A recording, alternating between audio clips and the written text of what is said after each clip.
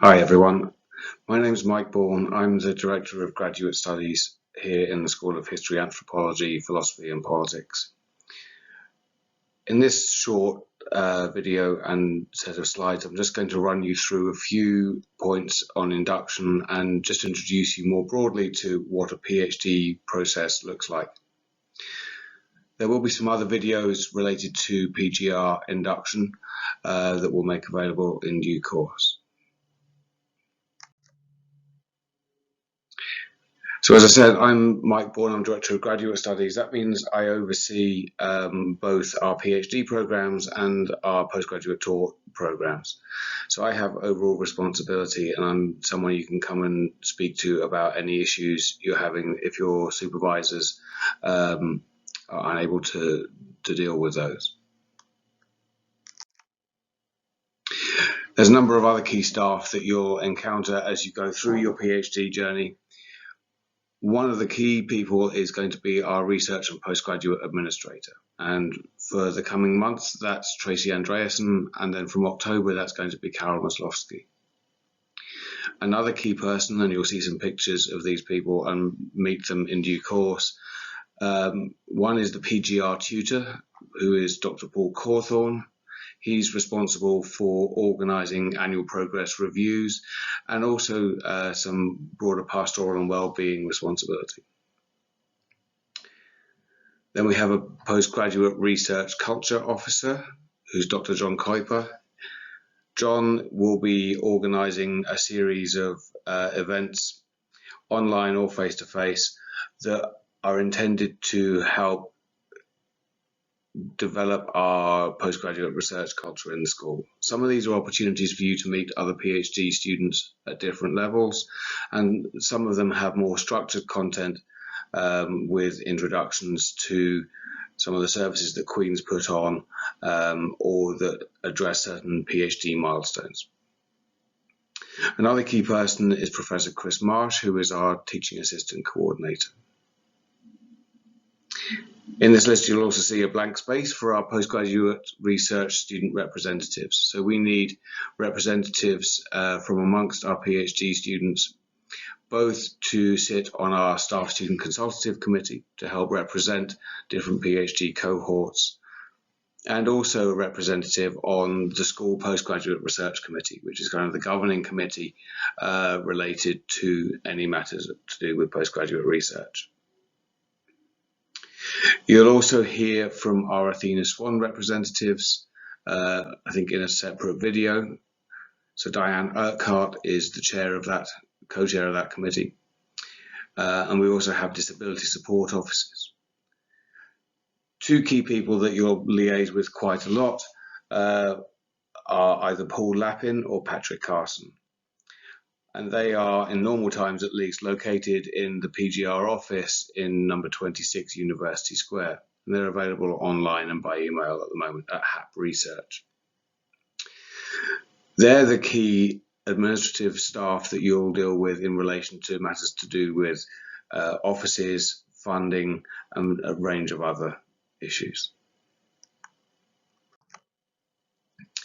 Okay, so all this information and everything we discuss will be available on SharePoint in a PGR handbook and in various other places. And there's a lot of other resources on that PGR student SharePoint site as well. So please do explore that and come prepared and come to me with any questions you have about that stuff. So who are we as a school? Well, there's about 113 staff, 75 academic, a number of research staff and a number of professional staff in the school. So we're a large school, a merged school. We merged a few years ago now from schools of history and anthropology and of politics, international studies and philosophy, as it then was, into this larger school. And the disciplines that we have here obviously cognate and connect with each other very effectively. We also have a large student body of around 1,500 students. At any given time, obviously the number of PGR, postgraduate research students, varies somewhat as people complete their studies and research and get their qualifications.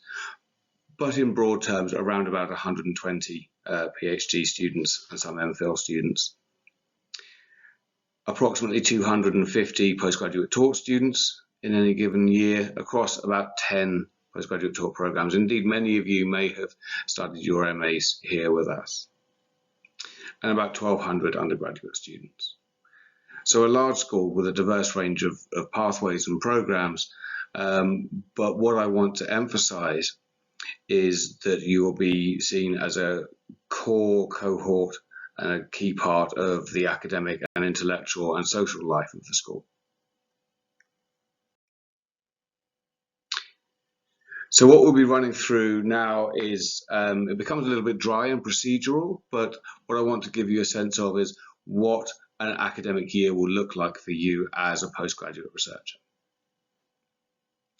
So it begins with enrollment and registration, and very soon you'll be appointed a supervisory team. You may well already know who your supervisors are. And each postgraduate research student has 2 supervisors. Some have 3, but most have 2. Often that's a primary supervisor and a secondary supervisor. And really one of the first things you should do as you begin your PhD is to make contact with your supervisors and establish some initial meetings so you can come up with an initial plan of work. Once you're embedded in that plan of work, you will then undergo what is a very light touch initial review at around about the 3-month mark. Around about December, January time that has to be done. And that involves a little bit of an assessment of your training needs and just to ensure that you're making a good initial start on your research project. Then, after about 9 months, you undergo differentiation. And differentiation is the first of what we call annual progress reviews. And that's a requirement of the university and any PhD program that you undergo a progress review where an independent group of academics review the progress of your project. And sometimes people find that a little bit of a scary prospect, but actually in practice it's an in-depth but very supportive process. And you have to pass through those differentiation and then other annual progress reviews each year in order to progress as a doctoral student. And then come the start of the next academic year, you re-enroll and then go through an APR later on in the year. And I'll explain a little bit more about that in a moment.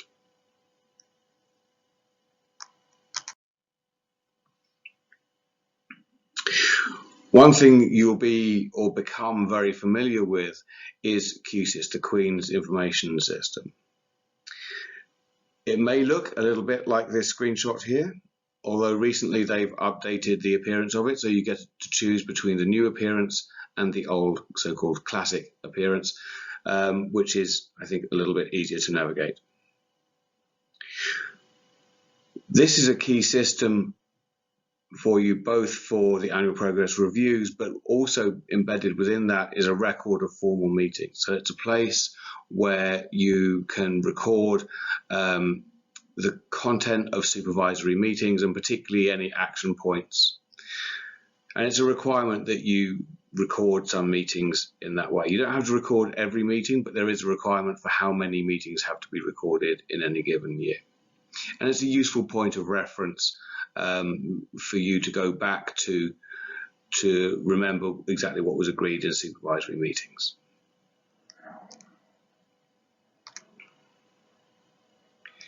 It also allows you to record any absences, and there's a system also within QSIS for recording training.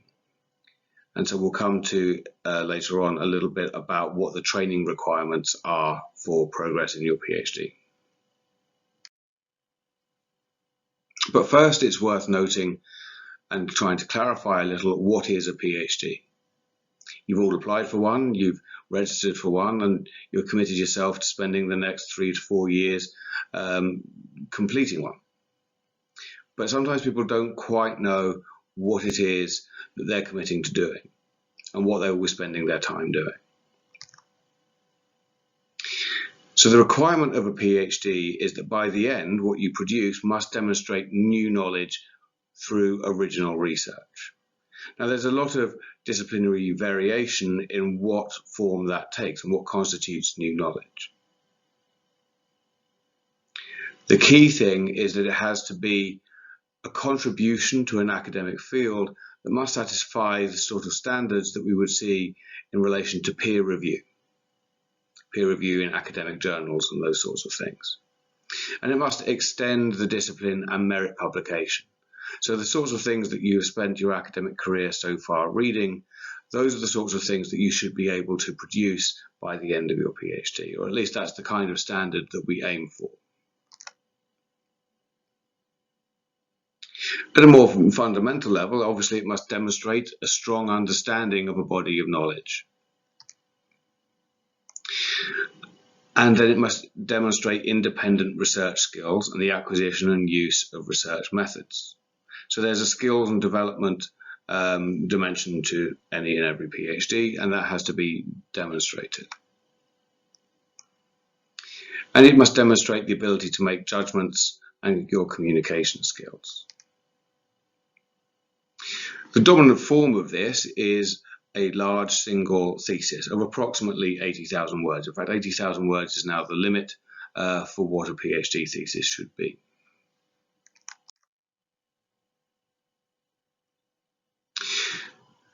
So the gentleman in the picture on this slide is Paul Cawthorne. As I said, he's the PGR tutor, and he coordinates the various annual progress review milestones. Now, as I said, there's an initial review at 3 months, differentiation at 9 months, and that will see you through your first year. In the second year, the annual progress review takes a slightly different form in the school, in that what we do is we ask second year PhD students to produce a poster outlining their research, their methods, their progress, trying to give a bit of a flavour of what their research is and what their contribution is going to be. That is then put normally in a large room in the top of the graduate school, alongside lots of other posters from other second year PhD students. And we have a bit of a day event where people, other researchers and staff can come and see the range of research that's going on. And the annual progress review there takes the form of an interview by a couple of academics who will come and speak to you about your poster and about your project more generally. Then in your third year, your APR is more of a mini viva. So it's an interview by a couple of academics about your progress on the basis partly of a form outlining your progress and of a chapter of substantial weight. It's quite similar to what is required actually at the 9-month point for differentiation, where a substantive written document, often a lit review, but some other forms of documentation too.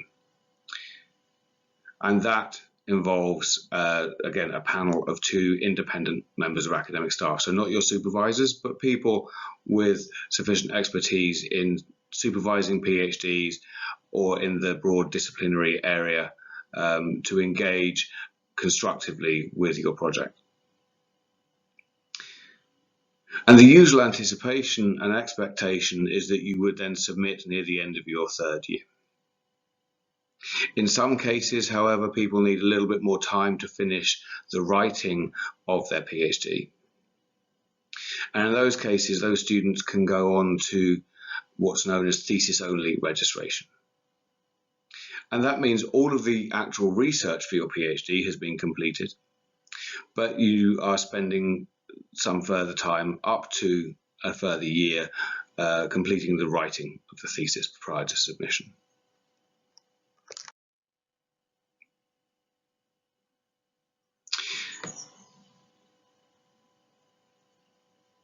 So again, what we have here is a sort of overview of that process coming through.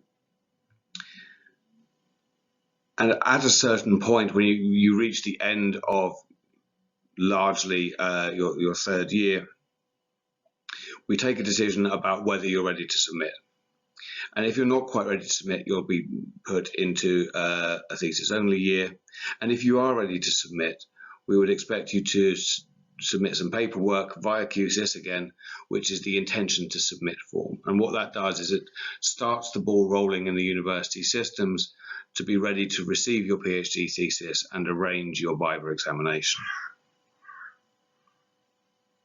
Shortly thereafter, in discussion with your supervisors, you will agree, or your supervisors will nominate 2 examiners for your PhD thesis. One is an internal examiner, so a member of academic staff from Queen's, usually within the school. And the other is an external expert academic.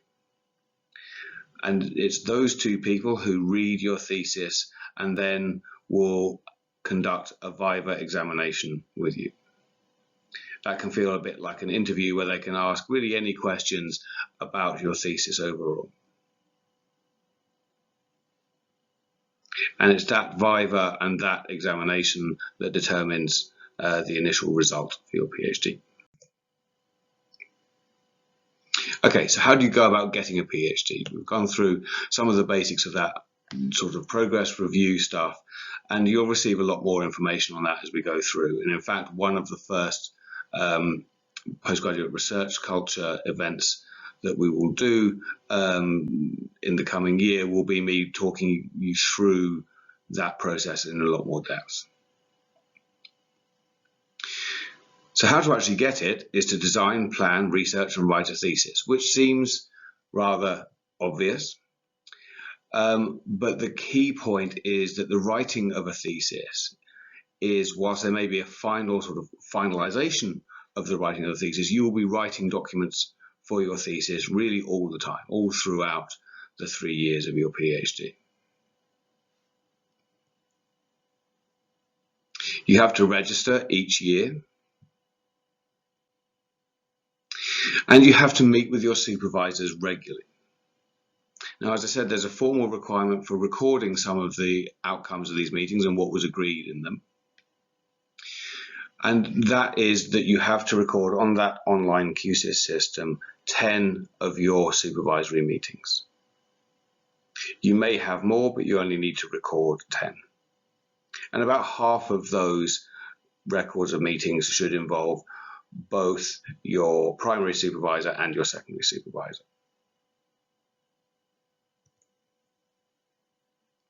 You then need to pass your differentiation in first year and pass your annual progress reviews in each subsequent year. For those of you that are studying and working on your PhD part-time, obviously differentiation comes around in your second year, but it's the first year of your full-time equivalent registration. And in years where your full-time equivalent is not completing a full year, so say in your first year where you're really completing just 6 months worth of PhD work, there will still be an annual progress review, but it's what we call a light touch review with much shorter documentation needed. And eventually you then submit a soft-bound thesis. Now, at the moment, we're using an online soft-bound submission, so initial submission doesn't involve actual hard copy. That may return. You then need to pass your viva, and there's a number of different outcomes that a viva committee can recommend. The most common of those recommendations, and there's several versions of this, is that students have to then make a number of specified corrections to their thesis. This can range from very minor changes to more substantive engagements where you may need to go and look at some further literature, clarify an argument in a particular way, reshape the dissertation in a substantive way. Once those corrections have been submitted and approved by your examiner, particularly your internal examiner, you then submit a hard-bound thesis.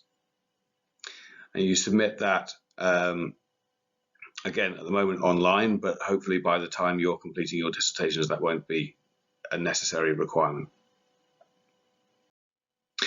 That would then be the end of your PhD. In your first year, there's further requirements that you complete about 10 days of research skills training. Now, some of this can be developmental training and some of it can be more formal research methods training.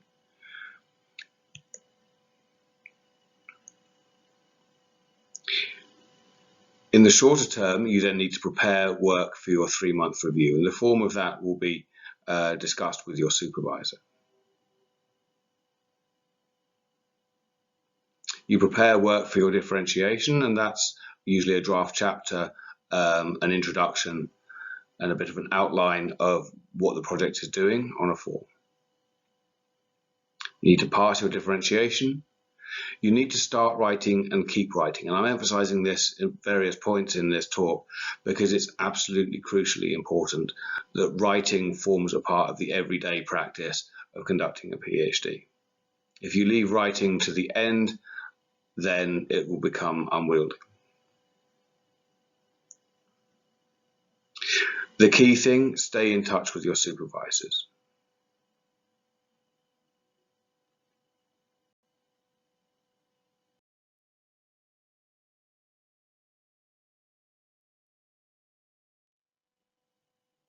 In your second year, you need to do another 10 days of training. Pass the annual progress review, the poster review. And normally, the second year is where the most concentrated forms of field work, interviews, archival work, source analysis, theoretical analysis, a lot of the sort of core primary work that you do in your thesis, that's when that really gets underway. Sometimes that begins in the latter part of the first year, but it's particularly intensive in the second year. It's also worth beginning directed career planning. So you don't need to decide yet, and for some time, whether you want to go into an academic career or to take your PhD research and skills into another field. But it's worth beginning directed career planning. And we're developing a range of career-oriented events, and there's a number of other resources, particularly through the Excellent Graduate School. Many of our PhD researchers also engage in teaching, particularly as teaching assistants leading undergraduate tutorials. That, of course, is something that we provide some training to do and some payment for. And a crucial point, even when you are deeply embedded in your field work, your archival work, your interviews, and all of those sorts of primary work, is to keep writing. And don't go absent without leave. Staying in regular contact with your supervisor is absolutely crucial to making progress.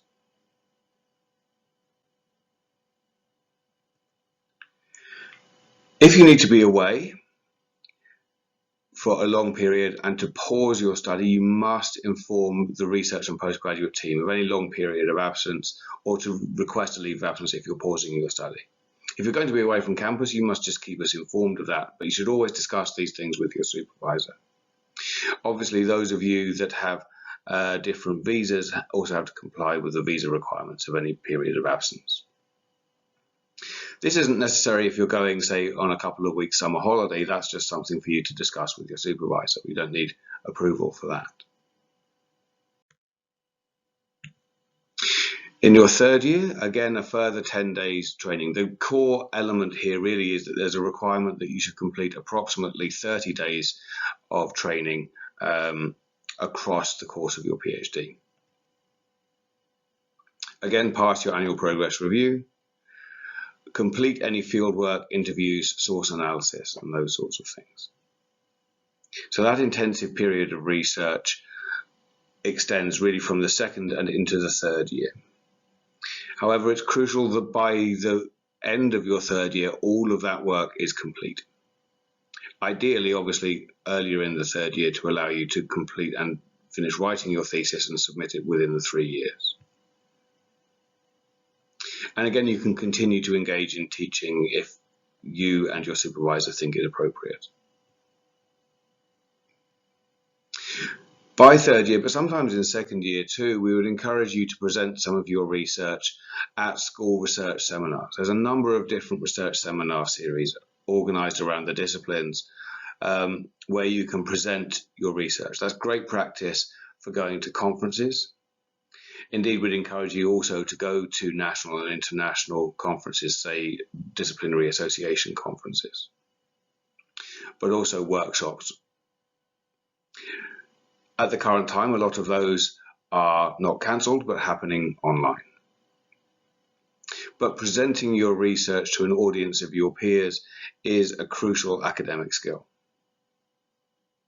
And it's also a very valuable way of engaging with the academic community, of building networks and of building an awareness of the exciting work that you're doing.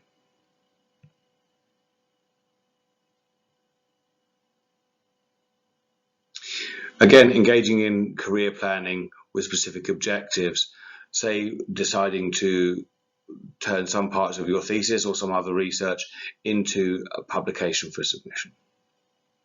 All of these sorts of things will be discussed with your supervisor, but they're a crucial part of orienting you into the academic community if that's where you intend to go. And keep writing and keep revising.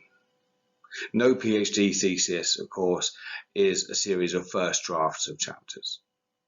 Most theses involve chapters that have been through 2, 3, 4 different revisions prior to submission.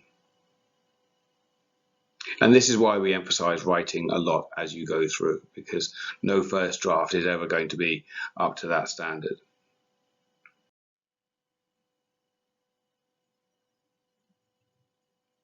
In terms of the procedures for submission, I've already run through those just a little bit, but in your third year, you want to maybe start discussing possible examiners with your supervisory team.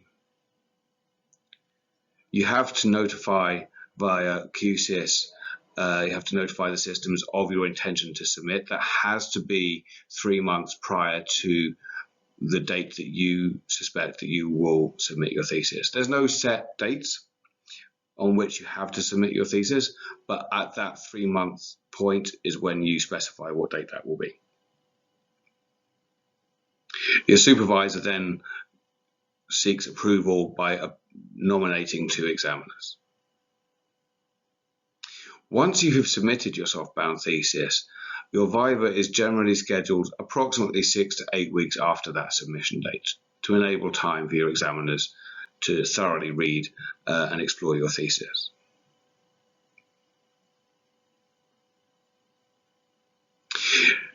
So in that 6 to 8 week period, it's often a very constructive time for, say, finalizing some publications, but particularly also for career planning.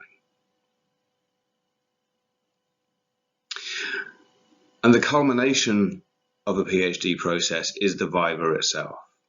This oral examination where an external and internal examiner will ask you questions about how you developed your thesis, how you conducted your research, what your contribution is, and a number of other different things.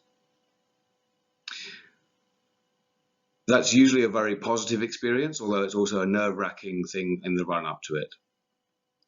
I've examined a number of theses myself and chaired a number of vivas. And I remember myself from my own PhD how the run-up to the viva feels like it's going to be something of an inquisition. But in general, it's actually a really exciting opportunity to engage with your research with expert academics. Expert academics whose work you may well have spent a lot of time reading and engaging with and been inspired by. And it's the most in-depth discussion of your work that you're likely to have. So it's a really valuable and rewarding experience. So the viva can have a number of different outcomes. Most of them are some sort of pass, right? So it is possible for the viva committee to recommend that the doctoral degree be awarded as the thesis stands, which basically says this thesis as it is up to doctoral standard. It's fantastic, everything's in the right place, everything is of the right standard. The most common outcomes, though, are one of either sets of corrections. One is that they recommend a set of corrections that they think will take you up to 3 months to complete. And the other is that those corrections are perhaps more extensive and will take up to 6 months to complete. As I say, those are by far the most common outcomes for PhDs, but in some cases, their examiners will feel that the work needs perhaps much more substantial revision, and then they will recommend that the thesis be revised and resubmitted at a later date. And usually that involves another viva. Sometimes examiners feel that a thesis is not quite up to doctoral degree standard, but that there is still important work in there, and that therefore a master's degree, a research master's, an MPhil, should be awarded instead of the PhD.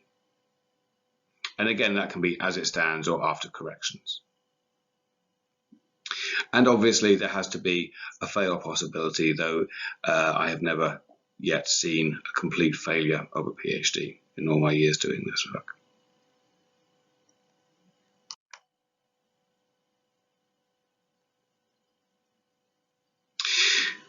The graduate school is a building just over the road from our school, and it has a range of study spaces, but particularly it puts on a lot of different events and skills and personal development training.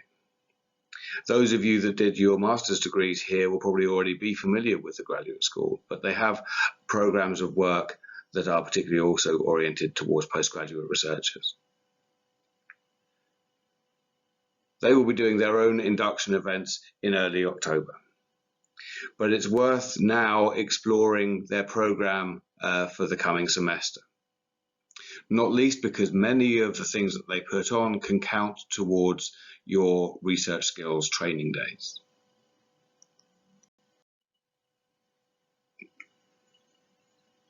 So the 10 days per year of research training that you should engage with can include structured and developmental training. So that means events and courses and schemes put on by the graduate school, or indeed by the Art, Humanities and Social Sciences faculty.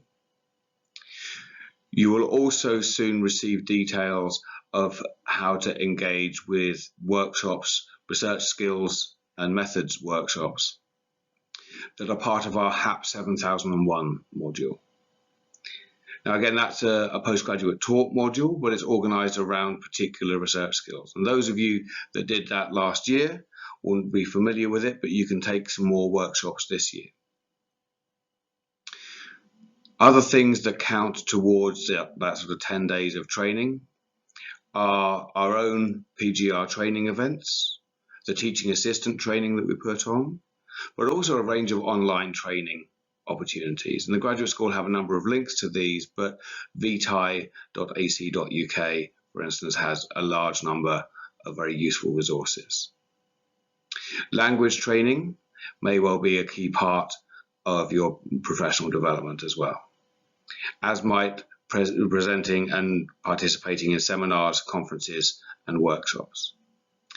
Similarly, we encourage what we call student-led initiatives. So if you have an idea, say for a reading group or for a particular activity that develops your skills, it may be research skills and research methods, or it may be just initiatives that help develop you as a professional researcher, communicator, and so forth.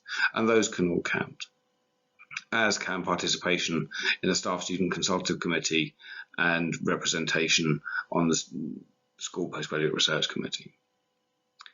Those figures to the right of the screen are a rough kind of guide to how you would translate the duration of, say, a training event at the graduate school to how many parts of a day when you're racking up your 10 days per year.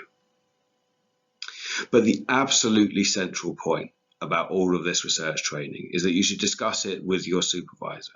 As I said earlier, the initial review at the 3-month point should include a training needs assessment. Now that sounds quite formal, but what it really means is, having designed your research project, then you should be able to identify some of the research skills and development skills that you're going to need. So identify those and tailor this training to the needs of yourself and your project. Those of you that are on Northern Bridge, 9 or Links schemes, there's also a range of other training pathways that are more specified.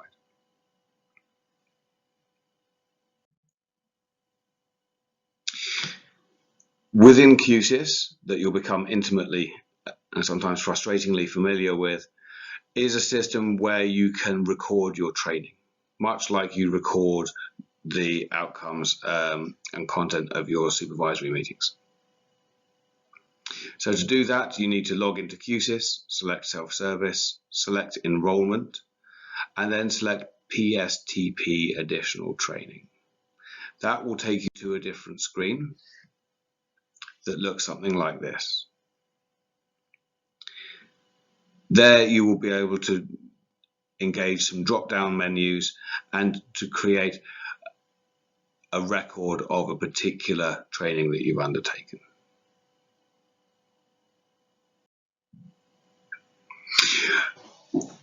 Okay, now I'm just going to very briefly outline some of our efforts in relation to postgraduate research culture. And I want to really emphasize that the core of our postgraduate research culture is the core of our academic research culture in the school.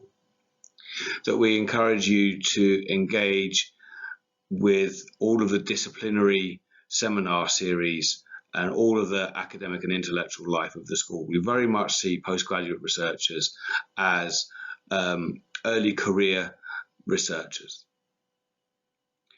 who play a full part in all of the debates and discussions and sharing of research that goes on within the school and indeed across the faculty. But John Kuiper is our postgraduate research culture lead, and he organises a series of events, things that have been very successful. What we have here is a very provisional timetable for what we expect those sorts of research culture events to be. So in addition to all the research seminars, this is much more a series of events aimed at developing your networking within the school and to integrate you within the academic life of the school. So in the middle of the coming semester, there will be a Meet the First Years event. Sometimes that's a coffee morning. And that will be with me, with John as the PGR Culture Officer, and a number of other PhD researchers from their second and third years. And towards Christmas time, we'll have an end of term social gathering. In the spring semester, we'll have another event where I will particularly outline annual progress reviews. That'll be kind of the midpoint of that spring semester, but around that, earlier on and later on, there'll be a number of other social events. And if you have an idea for what you would like the school to provide in those events, then please do let John or myself know.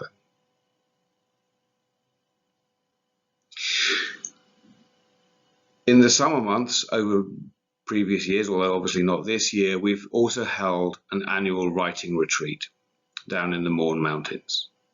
That's where postgraduate research students and some staff go to the Bourne Mountains for a writing retreat, for some concentrated writing time. So this retreat, obviously these pictures were taken prior to social distancing, but there's a lot of social activities, walks in the Bourne Mountains, meals together, and dedicated writing time. And finding clear time where you just focus on writing is a discipline that will hopefully stay with you throughout your research careers. Please do also involve yourselves in the school societies and particularly in the seminar series. Many of our disciplinary research seminar series are organised by our postgraduate researchers, but a number of others are staff and student led. And many of these involve Queen's academics, postgraduate researchers, and guest speakers from outside. And please don't feel constrained to only attend seminars in your discipline. If you're a historian, that doesn't mean that you should only attend history-related seminars. Please do feel free to involve yourselves in any of the seminar series in the school. You'll receive regular email information about upcoming seminars and a range of other one-off events. Also involve yourselves in student-led conferences. Usually around May time, there's usually a number of student-led conferences.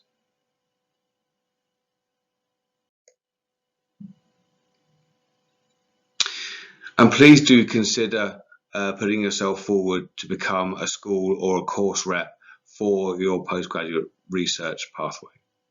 We need representatives from each year group and from each discipline. So we need some first year history PhDs, politics PhDs, international relations PhDs, anthropology PhDs. Please do put yourself forward to get involved in those sorts of aspects of school life.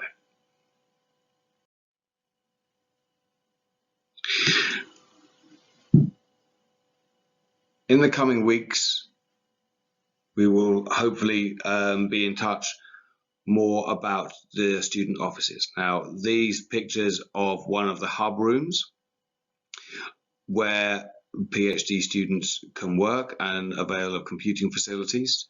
These pictures are obviously pre-COVID, so now that room can only hold at the moment 13 people at any one time in order to ensure that there is a 2-meter distance between people.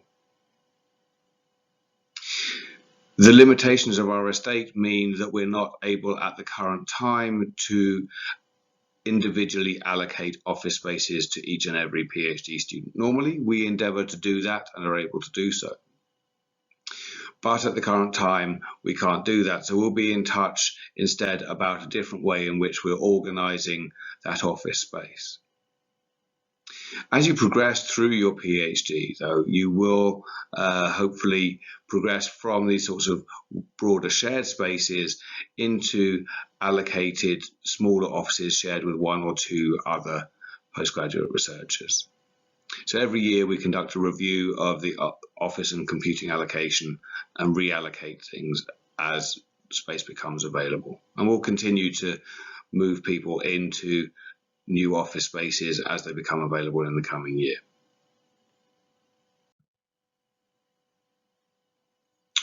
In addition, in and around those areas, there are kitchen facilities and communal areas. Now, I have to note in the current situation that the wearing of face masks is a requirement in the corridors and in any communal space within school buildings.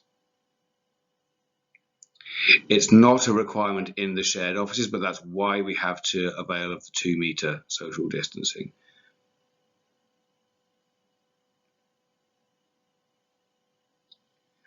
There should also be some printing facilities that you can avail of. All of these sorts of communal spaces should have some indication of their revised room capacity. So please just do take care with that. And many of these spaces, all of the offices and communal spaces should have hand sanitizer and cleansing wipes. So please do make use of those extensively.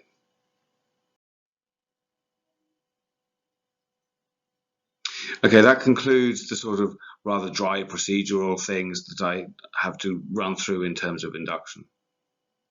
However, if you have any questions on that, do feel free to email me or participate in the online Q&A session that we have at 10 o'clock on Monday, the 21st of September.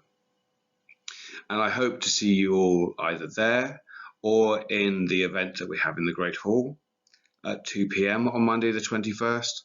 Or indeed just in the coming weeks and months.